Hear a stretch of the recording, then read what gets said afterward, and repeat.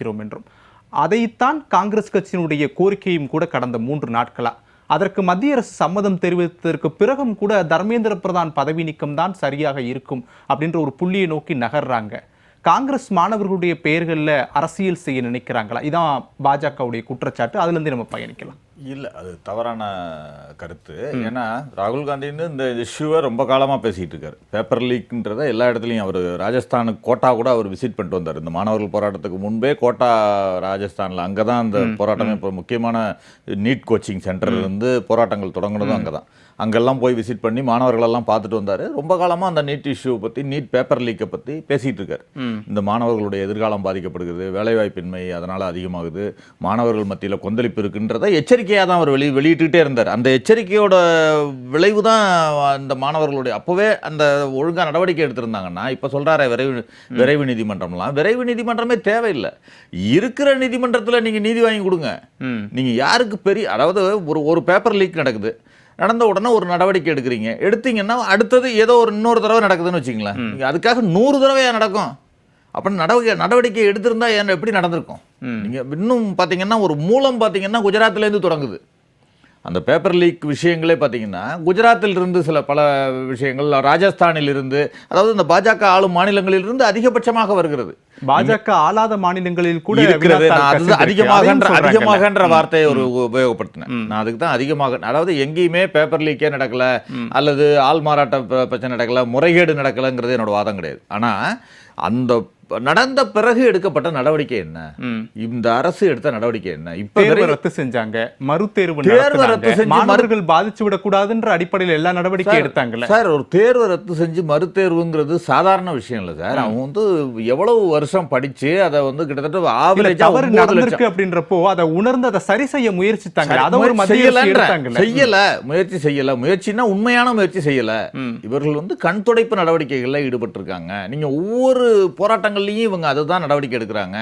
பாஜக அரசு எடுக்கின்ற நடவடிக்கைகளில் இந்த நாடே நம்பிக்கை இல்லாமல் இருக்கிறது. ஒரு முழுமையான தீர்வு கிடைக்கணும், அந்த பாதையை நோக்கி காங்கிரஸ் பயணிக்கிறாங்க. உங்களுடைய வார்த்தையிலிருந்து நான் புரிஞ்சுக்கிறேன். அதற்கு ராஜினாமா மட்டும் தீர்வா இருக்குமா? ஏங்க யாரு அப்படின்னா அக்கௌண்டபிலிட்டி யாரு? இல்ல, அதான் நீங்க சார் இந்த பாருங்க, நீங்க கடந்த காலங்களில் நடக்கலையா அப்படின்னு கேட்டா, அரியலூர்ல நடந்த ரயில் விபத்துக்கு மத்திய அமைச்சர் லால் பகதூர் சாஸ்திரி ராஜினாமா பண்ணாருங்க. என்ன அரியலூர்ல அவரா ட்ரெயின் ஓட்டினார்னா கேட்போம், அவருக்கும் இதுக்கு என்ன சம்பந்தம்னா கேட்டோம். இல்லையே, பண்ணார்ல. அதே மாதிரி சரி, அது பழைய வரலாறுன்னு சொல்லுங்க. 2012 மின் கட்டமைப்பு இந்தியா ஃபுல்லா தகர்ந்த போது நீங்க சுஷில்குமார் சிண்டே ராஜினாமா செய்யணும் இதே பாஜக கேட்டப்போ, மாநிலங்கள் செய்த தவறுக்கு, எங்கோ நடந்த தவறுக்கு நாங்க ராஜினாமா செய்யணும் காங்கிரஸோட ஸ்டேட்மென்ட். ஆனா அதே நேரத்துல காங்கிரஸ் யூபிஏ ஆட்சியிலுமே பல ராஜினாமாக்கள் நடந்திருக்கிறது. நீங்க பவன்குமார் பன்சால் ராஜினாமா பண்ணிருக்காரு. ஒரு குற்றச்சாட்டு தான், அவர் எதுவுமே ப்ரூவ் பண்ணல. அதுக்கு பிறகு கூட எதுவும் ப்ரூவ் பண்ணல. ஒரு குற்றச்சாட்டு வெளிவந்த உடனே பவன்குமார் பன்சால் ராஜினாமா பண்ணிருக்காரு. அதே போல சிபிஐ அறிக்கையில தலையிட்டார்னு ஒரு குற்றச்சாட்டு வந்ததுல 2013 சட்ட அமைச்சர் அஸ்வினி குமார் ராஜினாமா பண்ணிருக்காரு. 2G ஊழல் வழக்கு, அதுவும் ஒரு குற்றச்சாட்டா தான் வந்துச்சு, ப்ரூவ் ஆகல கடைசி வரைக்கும். ஆனாலும் ராஜினாமா பண்ணாங்க. 2 அமைச்சர்கள் ராஜினாமா பண்ணாங்க. கனிமொழி அவர்கள் சிறை வரைக்கும் போனாங்க. இத்தனைக்கும் அந்த அவங்க ஆட்சி, ராஜா கனிமொழி எல்லாம் சிறைக்கு போனாங்க. அந்த எங்க ஆட்சி தான் நடந்துகிட்டு இருந்துச்சு. அந்த ஆட்சி தான் நடந்து, காங்கிரஸ் ஆட்சி தான் நடந்துகிட்டு இருந்துச்சு. அந்த அரசுல இருந்த அமைச்சர்களே சிறைக்கு சென்றாங்க. அதெல்லாம் நடவடிக்கை இல்லையா? ஏதாவது ஒரு விஷயம் செய்யணுமா வேண்டாமா? இல்ல சந்திரசேகர், நீங்க சொல்லக்கூடிய விவகாரங்கள், 2G உள்ளிட்ட விவகாரங்கள் அந்த குறிப்பிட்ட அமைச்சருக்கு நேரடியான நெருக்கமான தொடர்பு இருக்கக்கூடிய விவகாரங்கள். இது எப்படி நேரடியாக சொல்லக்கூடியது? ஆளும் கட்சி மாநிலங்கள், அதாவது எதிர்கட்சியா இருக்கக்கூடியவர்கள் ஆளக்கூடிய மாநிலங்களிலே இந்த வினாத்தாள் கசிவு நடந்திருக்கு. இதற்கும் ஒரு மத்திய அமைச்சருக்கும் என்ன தொடர்பு இருக்கும்? ஏன் மத்திய அமைச்சர் பாயிண்ட் அவுட் பண்றாங்கன்னு கேக்குறாங்க. இதுல டோட்டல் ஃபெயிலியர். இது கல்வி முறையே ஊழல் கல்வியா இருக்கு, ஊழல் கல்வி முறையா இருக்கிறது. இந்த அரசாங்கம் இவருடைய தலைமையில் இவருடைய கல்வி முறையே ஊழலாக இருக்கிறதுன்றதுதான் குற்றச்சாட்டு. நீங்க அதற்கு அவர் அக்கௌண்டபிலிட்டி வேணுமா வேண்டாமா, அவர் எடுத்துக்கணுமா வேண்டாமா? யார் பெரிய உயர் அதிகாரிகளோ அல்லது பெரிய அமைச்சரவையில் உள்ளவங்களோ யாரு ராஜினாமா பண்ணிருக்காங்க? இதுவரைக்கும் எதற்குமே இந்த அரசு வந்ததுல இருந்து, நீங்க நான் இத்தனை ராஜினாமா சொன்னேன். அதே மாதிரி 2008ல ஒரு மும்பை தாக்குதல் நடந்துச்சு. அதற்கு பொறுப்பேற்று மத்திய உள்துறை அமைச்சர் ராஜினாமா பண்றாரு. அங்க இருந்த உள்துறை அமைச்சர், மகாராஷ்டிரா உள்துறை அமைச்சர் ராஜினாமா பண்றாரு. ஆனா இந்த அரசுல நடந்தது 1-2 மட்டும் குறிப்பிட்டா கூட உங்களுக்கு தெரியும்னு நினைக்கிறேன். நிறைய, அதாவது நீங்க பயங்கரவாத தாக்குதல், அதெல்லாம் நான் எடுத்துக்கிறேன், பாயிண்ட் எடுத்துக்கிறேன். நீட்டு விவகாரத்துல ஒரு நிரந்தரமான தீர்வு வேணும் அப்படின்னா மத்திய அரசோட ஒரு பேச்சுவார்த்தை நடத்தி இதை எப்படி தீர்க்கலாம் அப்படின்றத ஆலோசிக்கணும். அதற்கு நாங்கள் தயாராக இருக்கோம்னு மத்திய அரசு சொல்றாங்க. அந்த வழியில காங்கிரஸ் போறது நியாயமா இருக்குமா? இல்ல ஒரு மத்திய கல்வி அமைச்சரை ராஜினாமா செய்து மாற்றிவிட்டு புதிய கல்வி அமைச்சரை நியமித்து விட்டால் இந்த பிரச்சனை எல்லாம் தீர்ந்து விடும்னு காங்கிரஸ் நினைக்குதா? இல்லைங்க, 3 விஷயங்களை சொல்லியிருக்கோங்க. மத்திய அமைச்சர் ராஜினாமா செய்யணும், அந்த அமைச்சர் ராஜினாமா செய்யணும். அதற்கு அடுத்து விவாதம் வைக்கணும், அதற்கு அடுத்து இதை விசாரணை துரிதமாக நடக்கணும். இந்த 3ம் இதுல அடங்கியிருக்கு.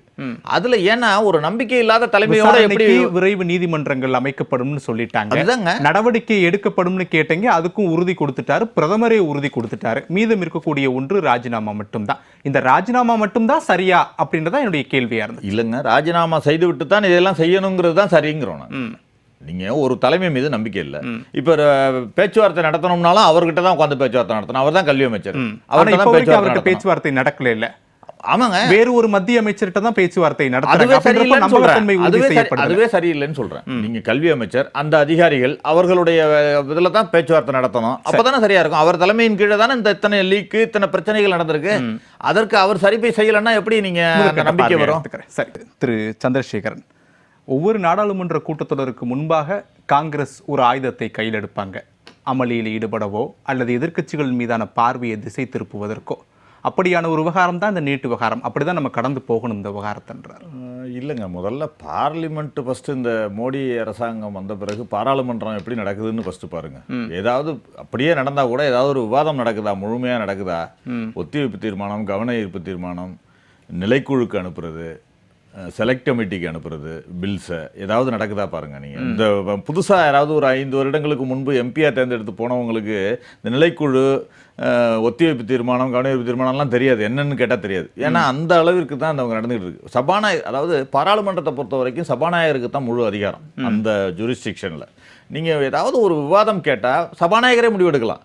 அவர் என்ன சொல்றாரு, இந்த நீட் விவகாரம் குறித்து முன்பு பேசின பொழுது விவாதம் நடத்த வேண்டும் என்று எல்லோரும் கோரிய போது அரசிடம் கேட்டு சொல்கிறேன்னு சொல்றாரு. அரசிடம் கேட்க தேவையில்லை. ஆக இவர் யாருடைய கட்டுப்பாட்டில் இருக்கிறாருன்னு சொல்ல வரும். இல்ல அரசு என்ன அந்த விவகாரத்தை நம்ம எப்படி புரிஞ்சுக்கணும்னா, மத்திய கல்வி அமைச்சர் பதிலளிக்க வேண்டும், ராஜினாமா செய்ய வேண்டும் என சொல்லும் போதுதான் இது குறித்து நான் மத்திய அரசிட்ட நான் கேட்டு சொல்றேன். எல்லா விவகாரங்களுக்கும் அவர் இந்த விவகாரம் மட்டும் கிடையாது, இந்த விவகாரத்தை சுட்டிக்காட்ட இந்த விவகாரம் மட்டும் கிடையாது, எல்லாவற்றுக்குமே சபாநாயகர் பிரதமரின் கண்ணாசைவுக்கோ உள்துறை அமைச்சரின் கண்ணாசைவுக்கோ காத்திருக்கிறார் விவாதம் நடத்துவதற்கு. மன்மோகன் சிங் மேல கூட இதே மாதிரி சோனியா காந்தியினுடைய பார்வையை பார்த்து தான் மன்மோகன் சிங் செயல்படுகிறார். இது ஒவ்வொரு அரசியலிலும் முன்வைக்கக்கூடிய குற்றச்சாட்டு. மன்மோகன் சிங் வந்து அங்க உட்கார்ந்து இருக்கிறப்பவே அவர் முன்பு சென்று பேப்பர்லாம் கிழிச்சு போட்டாங்க. இதே பாஜகவினர் எல்லாம் முடக்கிறப்ப அவர் உட்கார்ந்து இருந்தார்.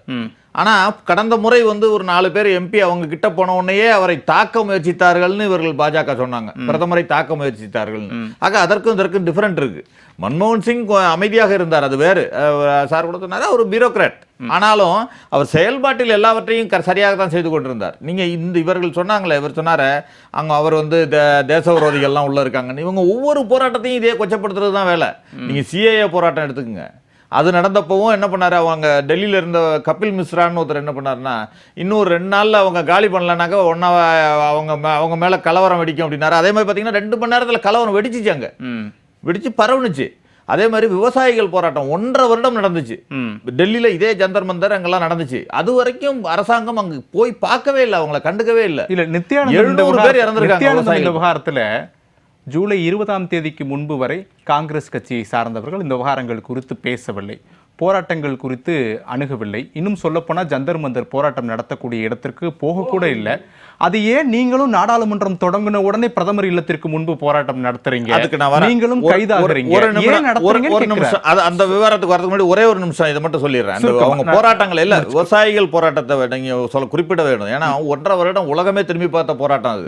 ஆனா இவங்க என்ன சொன்னாங்கன்னா, அவங்க போராடினவங்க எல்லாம் விவசாயிகளே இல்ல, இன்னும் பிரதமர் ஒருபடி மேல போய் போராடிய விவசாயிகளோட ஆடையை பாருங்க, அவங்க யாருன்றது தெரியும், அந்த அளவுக்கு பேசினார். மல்யுத்த வீராங்கனைகள் போராட்டம் எப்படி நடந்துச்சு, இந்த பாயிண்ட்க்குள்ள வந்துறலாம். ராகுல் காந்தி அவங்க அந்த காக்ரோச் ஜனதா பார்ட்டின்றவங்க ஒரு அறிவித்து ஒரு போராட்டத்தை அறிவிக்கிறாங்க. அறிவிக்கும் பொழுது இது எந்த அரசியல் கட்சியும் எங்களை அணுக வேண்டாம், இங்க வர வேண்டாம், இது எந்த ஒரே நிமிஷம் சார் பேசிடுறேன், எந்த அரசியல் கட்சியும் எங்கள் மீது இங்கு வந்து பார்க்க வேண்டாம், நாங்கள் எந்த அரசியல் கட்சியும் கூப்பிடவில்லை, அழைக்கவில்லை. ஜூலை 20ஆம் தேதிக்கு முன்பு பல கட்சிகளை சார்ந்த அரசியல் தலைவர்கள் ஏன் ஈவன் டிஎம்கே கூட போய் சந்திச்சாங்களே, இல்ல, ஏன் ஆனால் காங்கிரஸ் போகல? இல்லைங்க, ஆனாலும் அவர்கள் குறிப்பிட்டது அதுதான். அதற்காக இல்ல சார், அவங்க குறிப்பிட்டாங்க. சரி, அவங்க குறிப்பிட்டாங்க. இப்பவே சந்திரசேகரன் சார் அவங்க குறிப்பிட்டாங்க. மற்ற கட்சிகள் எல்லாம் போய் ஆதரவு தெரிவிக்கும் போது அது ஒவ்வொரு கட்சிக்கான விருப்பங்க. அவங்க சொல்றப்ப நீங்க என்ன சொல்லுவீங்க? இப்பவே சொல்றீங்க, உள்நோக்கம் சொல்றீங்க, நீங்க அதை அரசியலாக்குறீங்க, நீங்க தூண்டுறீங்கன்னு சொல்றாங்க. அப்பொழுது சென்றிருந்தால் என்ன சொல்லிருப்பீங்க? ஏன் நீங்க போய் அப்பதான் உங்களை இன்னும் வச்சுதான் நீங்க அவங்க உட்கார்ந்துருக்காங்கன்னு சொல்லுவீங்க. அதனால கொஞ்சம் தயங்கி அதை பண்ணாரு. எப்ப கையில் எடுத்தாரு? அன்று கண்மூடித்தனமான தாக்குதல் அங்கு நடக்குது. அதை கூட கண்டிக்காமல் ஒரு கட்சி இருக்குமானால் எப்படி இருக்கும்? சரி, அப்ப ராகுல் காந்தி தாக்குதல் நடத்தப்பட்ட மாணவர்களை நேர்ல போய் சந்திச்சு உங்களுக்கு ஆறுதல் தெரிவித்ததோடு அவர்களோடு சேர்ந்து போராட்டம் நடத்தியிருந்தா அந்த போராட்டம் இன்னும் வலுவா இருக்குல்ல. ஏன் பிரதமர் இல்லத்திற்கு முன்பு போய் ராகுல் காந்தி போராட்டம் நடத்தினதுனாலதான் கவனம் ஈர்க்கப்பட்டது. நீங்க அந்த போராட்டம் நடத்த வேண்டிய விஷயத்துக்கு தள்ளப்பட்டது. 22 நாளா நடத்துறாங்க, போராட்டம் நடத்துறாங்க. நீங்க ஒரு பேச்சுவார்த்தை நடத்திருக்கலாம்ல.